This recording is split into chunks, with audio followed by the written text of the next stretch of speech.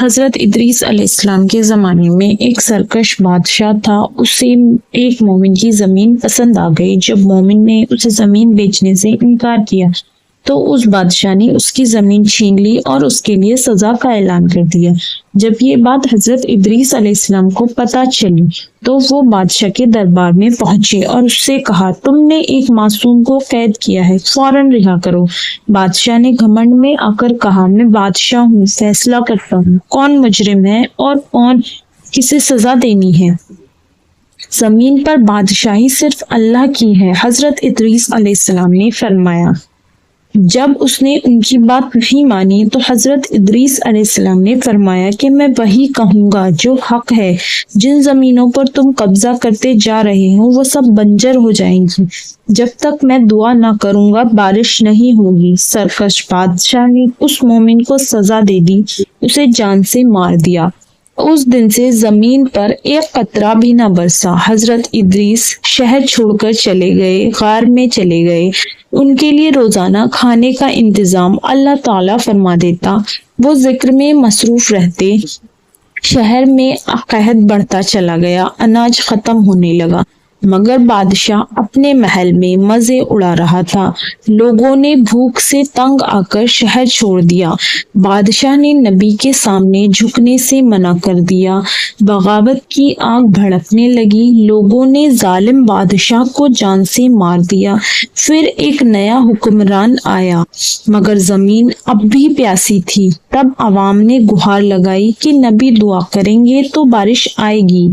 لوگوں نے توبہ کی. بادشاہ حضرت ادریس علیہ السلام کے پاس گئے اور ان سے درخواست کی کہ حضرت ادریس نے خاموشی سے آسمان کی طرف دیکھا اور کہا، اے میرے رب، تیری مخلوق تیری رحمت کی طلبگار ہے. تبھی بارش برسنے لگی. اللہ تعالیٰ کی رحمت برسنے لگی. کیا آپ کو پتا ہے کہ حضرت ادریس علیہ السلام نے ہی لوگوں کو کپڑے سلنا سکھایا؟ سوئی انہی کی ایجاد تھی.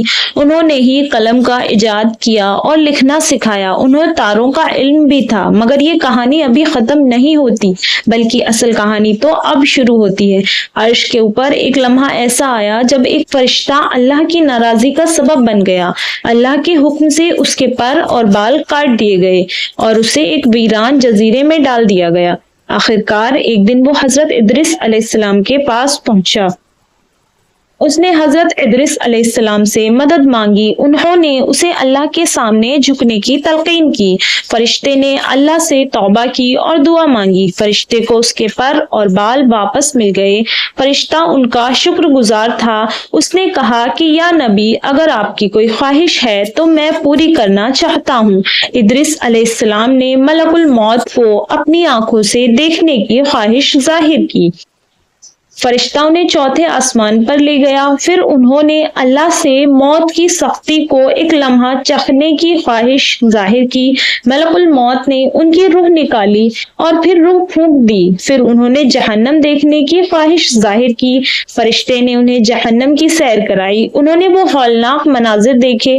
پھر جنت دیکھنے کی خواہش کی. جنت کے مناظر نہایت ہی خوبصورت تھے. جب ملک الموت نے انہیں جنت سے واپس چلنے کا کہا تو انہوں نے جواب دیا کہ اللہ کا وعدہ ہے جو موت کے بعد جنت میں داخل ہوگا وہ کبھی واپس نہیں جائے گا، اس لیے میں بھی واپس نہیں جاؤں گا.